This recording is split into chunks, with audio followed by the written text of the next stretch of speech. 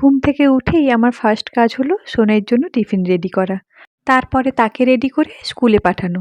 আজ তো বৃহস্পতিবার, তাই টিফিনটাও নিরামিষ করেছি।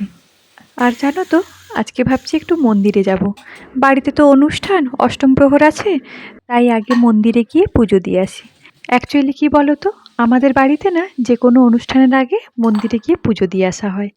এদিকে আমার আলু সেদ্ধ করা হয়ে গেছে, আর গতকাল রাত্রে না অল্প একটু সাবু ভিজিয়ে রেখেছিলাম, ওইটা মিশিয়ে নিয়েছি। আর সাথে কিছু সবজি, এই গাজর, টমেটো, ধনেপাতা কুচি ওই সবই দিয়েছি, আর বেশি কিছু মশলা দিয়ে একসাথে পুরোটা মেখে নিয়েছি।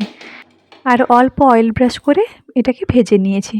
তবে জানো কি, এটা যদি আপ্পাম প্যানে করা হয় না, খেতে কিন্তু খুব টেস্টি হয়। আর ডুবো তেলে ভাজলেও ভালো লাগে। বাচ্চা খাবে তো, তাই জন্য আমি কম তেলেই করেছি। আর আজ না সোনাই ঘুম থেকে উঠেই বলে দিয়েছে সে মিষ্টি নিয়ে যাবে। এবারে রসের কোনো মিষ্টি তো দেওয়া যাবে না, এমনিতেই জামা কাপড়ের যা অবস্থা করে, আবার মিষ্টি দিলে তো রক্ষে নেই। ফার্স্টে তো ভেবেছিলাম দেবো না, পরে আবার একটা কাজু বরফি দিলাম, দিয়ে সোনাইকে স্কুলে পাঠিয়ে মন্দিরে চলে এসেছি। এইটা হলো আমাদের শিব মন্দির, আর ওইদিকে ওইটা শীতলা মন্দির।